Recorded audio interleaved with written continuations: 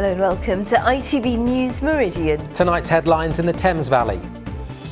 People in East Oxford urge Royal Mail to get it sorted after receiving no post for 4 weeks. One postal worker told us low morale and a lack of staff isn't helping. If you go to work on a daily basis knowing you cannot complete your job and you're being challenged on the doorstep as to why the delivery didn't come yesterday, you don't stay. It's a big issue. The moment of fire caused £20,000 worth of damage at a recycling centre in Reading. A warning tonight about how to get rid of batteries safely. Also this evening, as it becomes illegal to inhale laughing gas, we meet Kerry Ann, who lost the feeling in her legs after becoming addicted to nitrous oxide. And friends hoping to reach new heights at the Trampolining World Championships.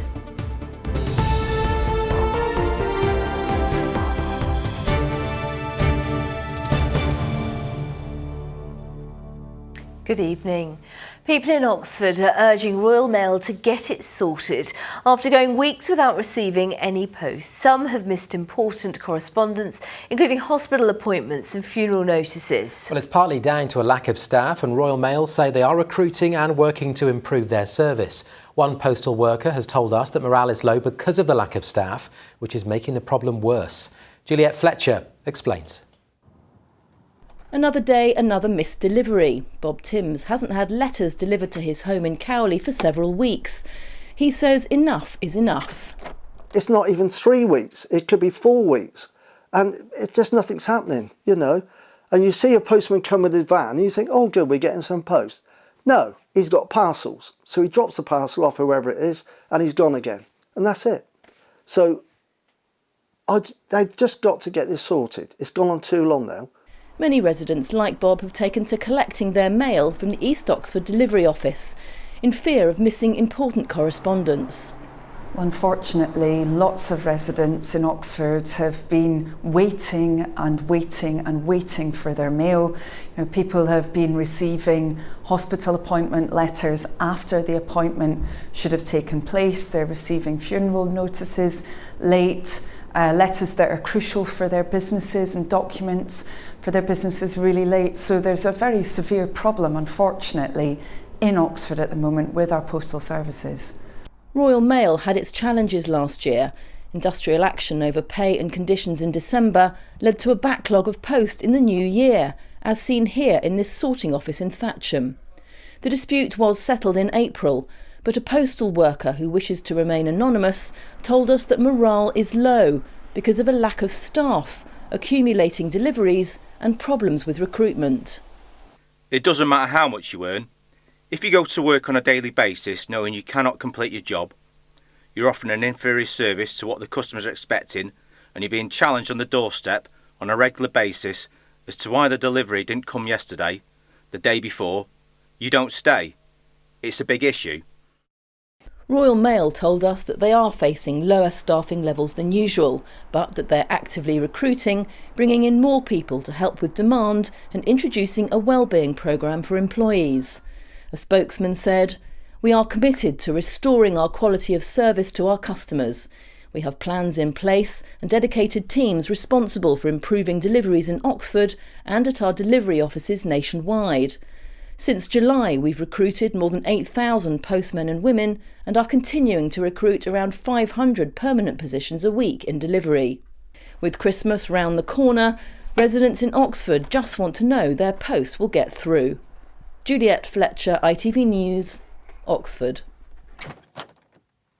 Thames Valley Police has been told it must improve how it investigates child neglect and abuse cases.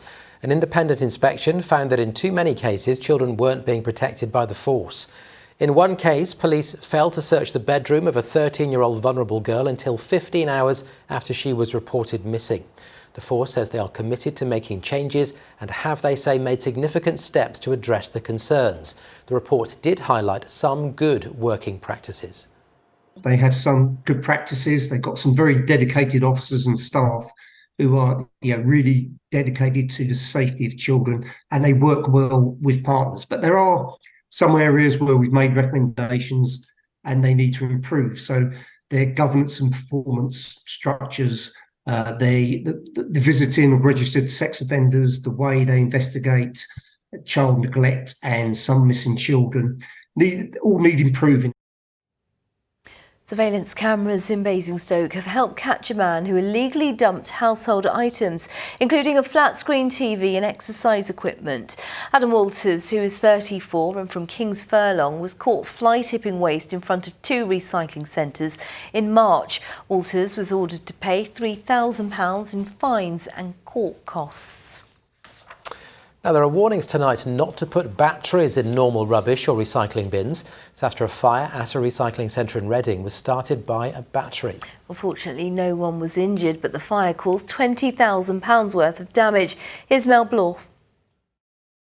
This is what happens when batteries aren't disposed of correctly. We've sped up the footage so you can see as the fire grows larger in a mound of cardboard. The flames soon lead to smoke filling the Smallmead warehouse. It was caused by a suspected battery within our cardboard bay in the transfer station. It caused quite a lot of damage. It meant that we had to call out 3 fire service vehicles. By the time they got here, the entire transfer station was filled with smoke, and it was a struggle for them to tackle the fire. They successfully managed to get it extinguished for us, but it did mean that our entire operation was down for about a day. So that meant we had to turn vehicles away. We had to send them to our sister site in Bracknell. The blaze here last month was the 9th this year, with 4 requiring the fire brigade to attend.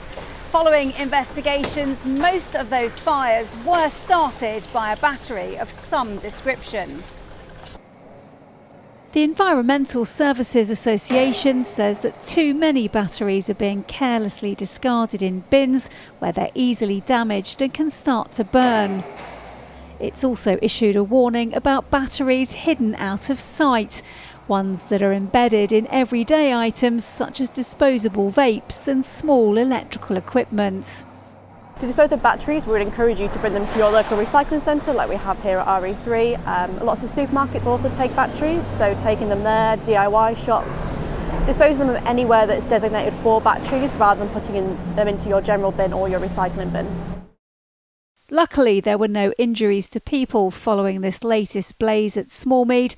However, the consequences could have been much worse, and all so avoidable if we just dispose of batteries correctly. Mel Bloor, ITV News, Reading. A man has been treated in hospital after being attacked by a dog in Oxford. Police have released an image of a man who may have information about the incident on Walton Street on Saturday. A dog jumped out at the victim, who was in his 60s, outside a Co-op store. He was treated in hospital for puncture wounds. Transport experts have been questioned by MPs over whether the government's decision to scrap part of the HS2 project was correct. The panel, made up of professors and former transport bosses, expressed their concerns that the rail line would stop at Birmingham. The government decided to scrap the northern leg, saying the money could be better spent on other projects, something the panel disagreed with. I don't agree that it was the right decision, not because of what HS2 is, because of what HS2 does, what it enables. And what it enables is a transformative change in capacity on the busiest corridor that we've got in the UK rail network, the West Coast Main Line.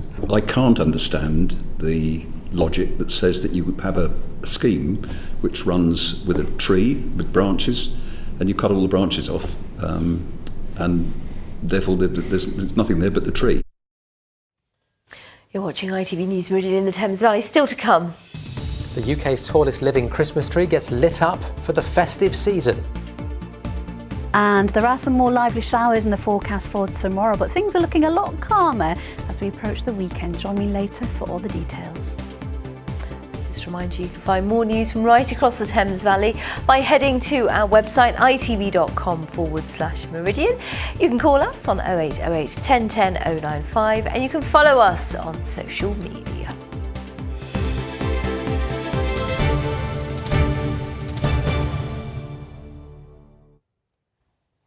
A ban on the recreational use and possession of nitrous oxide, also known as laughing gas, has come into force.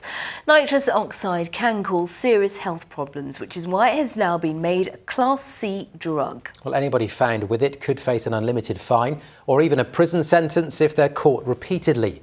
James Webster has been talking to one woman campaigning for awareness about the dangers of nitrous oxide, as she now relies on a wheelchair after using it. Getting out of her flat is now always a challenge for Kerry-Ann. She's lost the feeling in her legs because of her addiction to the high she got from laughing gas. At times, she'd inhale 600 canisters in a week. I don't want to not be able to walk or not be able to just pick up a glass or a fork to eat food or that. So I did completely stop, and I did get better, and I was walking again, everything, but unfortunately I fell back into a depressive state, but this time I overdid it even worse than what I did the first time. Nitrous oxide often comes in tiny canisters like these, and it can be bought legally for use in catering for whipping cream. But large containers like this seen dumped on the streets show how often it's inhaled by young people. It's now considered a Class C drug, and anyone found with it could be fined or even jailed if they're inhaling it repeatedly. Well, we expect it will significantly reduce the use of nitrous oxide. It is fuelling antisocial behaviour in public places, in parks, on high streets. And we're deeply concerned about that.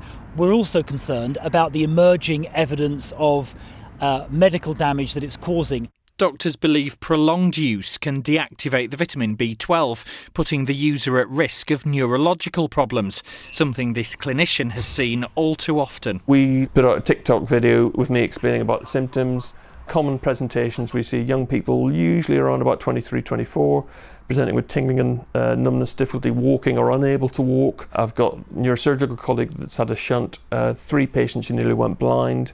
That's probably from the lack of oxygen to the brain, because nitrous oxide itself only lasts for 30, 60 seconds and people are repeatedly ballooning. At this cafe in Horsham, the team works with many young people to try to explain the risks they're facing. How they do it, how much they're doing it, when they're doing it, and just asking if they realise how much danger they're putting themselves into, the risks involved, just a young person that's fallen over whilst using it, and you've had a few bruises, but you could have banged your head. That could have been a really serious issue. So it's just having that conversation with them and increasing their knowledge of what they're doing. And it is education, not simply banning nitrous oxide, that Kerry-Ann believes is the answer. There's no point telling someone that's 18, don't do this, don't do that. You're going to make them want to do it even more. You can't push someone to do something, but if you educate them and let them know this could be the repercussions or this could be your life, then in the end they're going to decide for themselves. She hopes sharing her story will help more young people see that the serious consequences they risk are not worth any brief high that they are hoping for. James Webster, ITV News. New figures from the UK's biggest food bank network suggest that reliance on emergency handouts in our region is on the rise. The Trussell Trust, based in Salisbury, runs more than half of registered food banks, and it distributed a record number of emergency food parcels between April and September this year. The charity says the cost of living crisis continues to squeeze household budgets and that welfare payments are still far below the price of essentials. Nick Smith has been to a food bank in Sussex. Here at this food bank in Eastbourne, volunteers are preparing for a busy winter.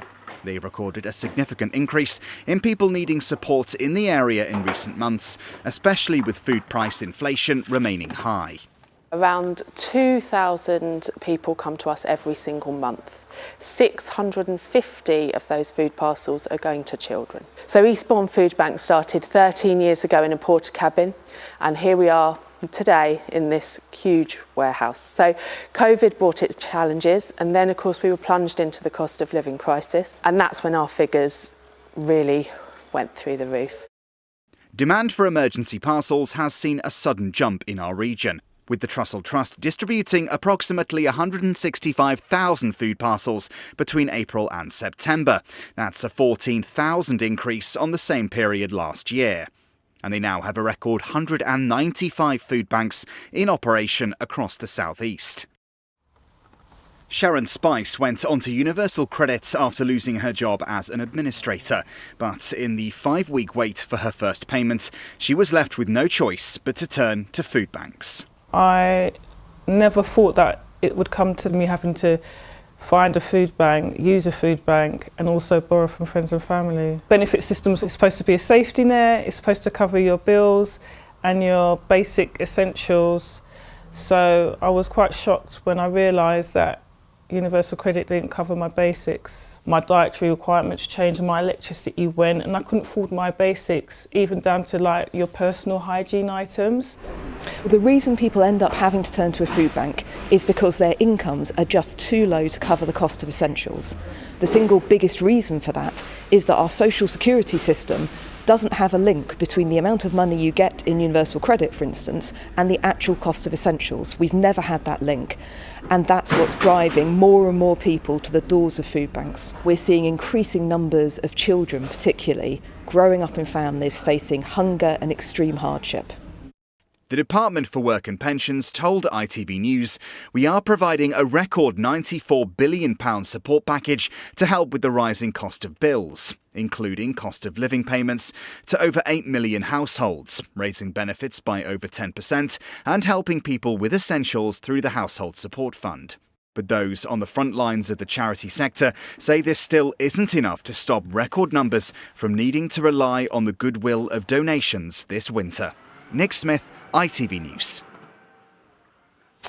Adventurer Nick Hollis has climbed Everest and spent 53 brutal days skiing to the South Pole in an effort to break the world record as the fastest man to complete the 721 challenge. So that's climbing 7 of the highest mountains, skiing to both poles and rowing the Atlantic. And he's doing it to raise awareness of climate change. Well, Nick joins us in the studio. Nick, the last time you were in to talk to us was back in January. I think you just come back from the South Pole expedition, and I don't like to be rude, but you did say at the time that you were going to try and bulk up a bit because you'd slimmed down, and you certainly have.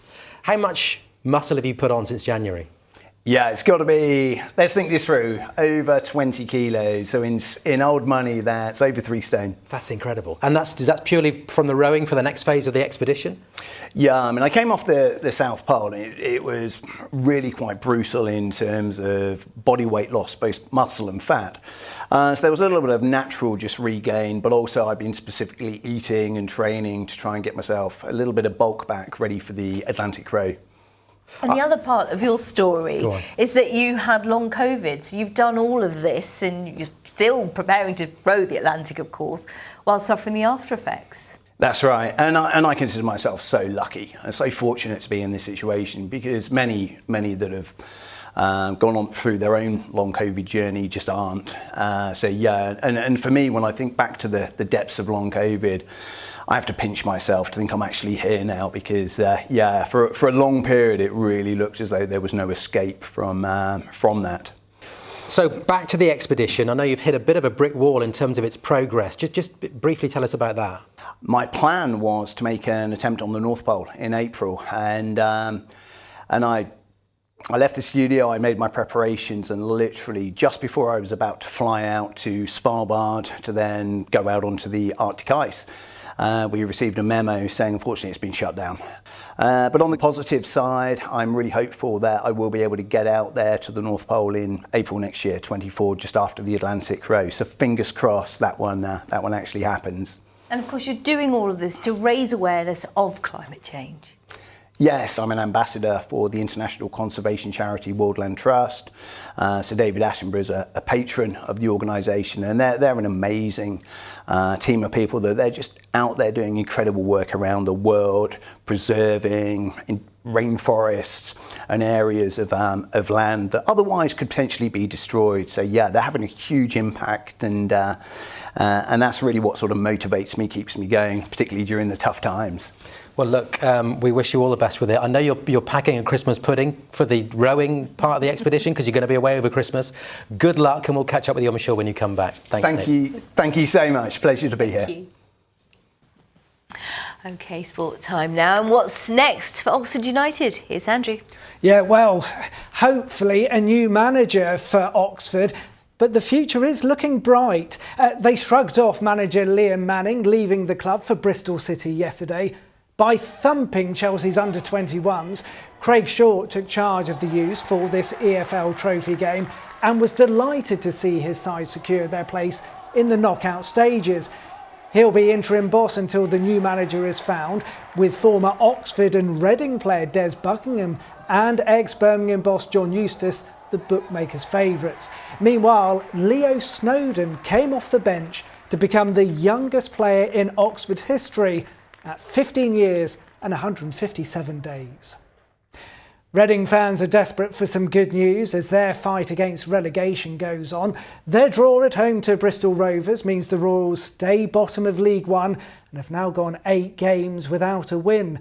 Reading did go in front, with Sam Smith scoring his first goal of the season with a lovely finish.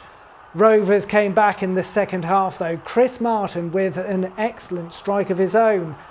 But reports say Reading's owner, Dai Young, has now paid his overdue tax bills to avoid the club having to go to the High Court next month. Swindon Town stay 3 points below the League Two playoff places, despite taking the lead at Colchester. Jake Young with his 11th goal in 15 league matches. But the home side fought back, and for Swindon it's now 5 matches in all competitions without a win. Back in the EFL Trophy, both Portsmouth and Crawley are into the knockout round. Pompey winning their group despite playing 70 minutes with 10 men, Abu Kamara with the winning goal. And Crawley topped their group after a win over Aston Villa's under-21s, Jack Rolls with the decisive strike, giving the Sussex side their first victory since September. Now, the World Trampoline Championships begin tomorrow, with 3 Dorset-based athletes vying for the top prizes. And as Sarah Gom reports, the friends will compete alongside each other for both medals and Olympic qualification.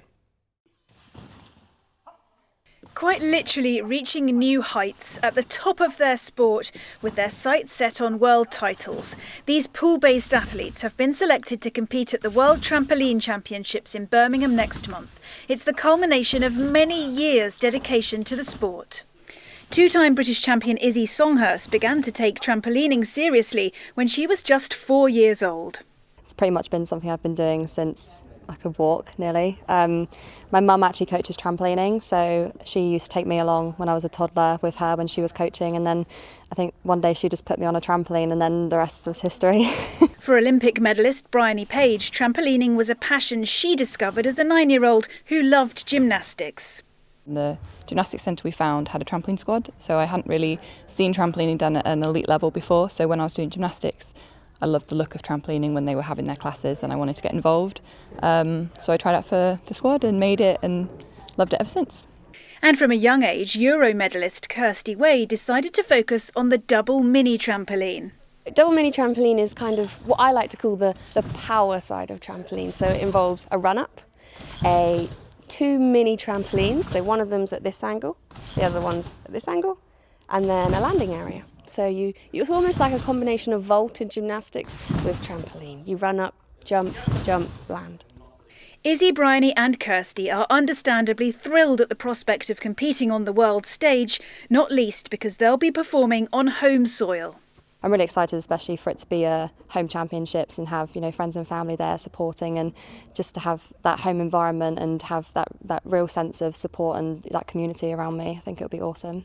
World Championships in general is huge, it's exciting, it's the pinnacle of your sport, but to have it in Birmingham, the UK, home soil is amazing. My friends and family get to come and watch, get to compete in an arena that we're used to, on trampolines that we've competed on before. I think it's going to be really exciting and just a huge deal for the sport.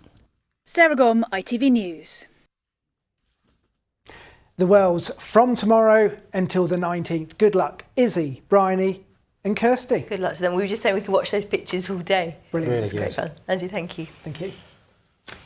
Now, what do you think of this? The UK's tallest living Christmas tree, standing at 37 metres, that's 121 feet, has been decorated with 1,800 light bulbs, energy-saving bulbs, of course. Now, the redwood tree at Wakehurst in Sussex is the height of 8 double-decker buses and twice the size of the Norway spruce in London's Trafalgar Square. I don't know, I think they've gone a little bit early. The huge tree forms 11 illuminating installations at the stately home's Winter Light Trail, which includes more than 1,000 paper lanterns handmade by local volunteers. The event runs until the end of the year, although it does look beautiful. It looks beautiful, but I agree with you. First week of December for me. Yeah. Weather time now, Amanda Houston.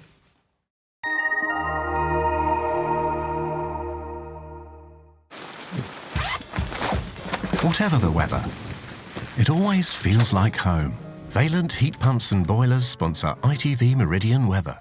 Hello again. Hope you've all had a lovely day so far. Well, after an unsettled start to the day, it did perk up across many parts of the region this afternoon. However, we are expecting a few more showers as we go through the next 24 hours or so, and it is going to be quite windy at times too. However, heads up for the weekend. Some drier weather will be coming our way, but it does mean we'll see the return of the pretty chilly nights too. So we've got that rain, it's clearing its way eastwards as we go through tonight. And then you can see on Thursday, we've got these showers pushing their way through and they're squeezing the ice about shows as it will be quite windy, especially around the south coast. But then Friday into Saturday, we have a ridge of high pressure that's going to kill off all of the showers. The winds will become lighter and for most of us, we'll see a good deal of sunshine, especially on Saturday. That's before the threat of more rain arrives on Sunday. Now, in the meantime, then, for the rest of tonight, fairly quiet out there at the moment, dry, clear skies. Although we do have these showers, they're going to push their way across us as we edge overnight, and some of them could be on the heavy side too. Where we have the clear skies, though, pretty chilly out there. Temperatures down to around 6 degrees. So a mixed start to the day on Thursday morning. Quite a few showers around, and if you happen to catch one of these showers, heavy, thundery in places with some fairly gusty winds associated with those showers too. But there will be some sunshine in between. I'm looking at highs there between 9 and 11 degrees, and the sea states there are rough. And speaking of which, we've got high tide at 8:31 in the morning and again at 8:40 in the evening. So as I mentioned earlier, Friday and Saturday at this stage looking pretty decent, albeit chilly starts to the day. The threat of some rain by the time we get to Sunday. Bye-bye. Valent Heat Pumps and Boilers sponsor ITV Meridian Weather. And that is it pretty much from us for this evening. In a moment, the ITV Evening News with Mary Nightingale tonight. I'll have your late news just after 10:30. Hope you will join me for that. From all of us here, thank you for watching. Bye-bye for now. Bye-bye.